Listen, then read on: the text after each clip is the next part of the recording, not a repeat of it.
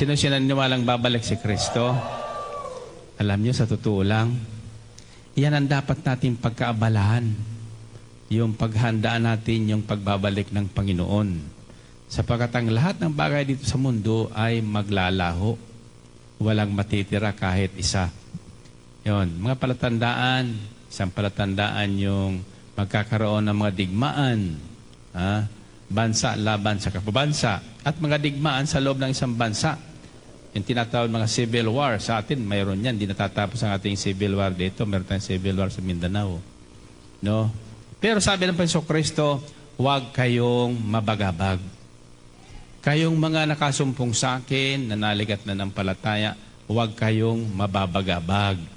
Sabi niya, sapagkat hindi pa yan ang wakas. So darating talaga ang wakas. Sabi ng Panginoong Kristo, babalik ako. Babalikan ko kayo at sabi niya, isasama ko kayo kung nasaan ako. Alam mo kung nasaan ang Panginoon, there is no terrorism. Where Jesus is, there is complete peace and joy. Amen ba? Purihin natin ang Panginoon. Purihin ng Diyos.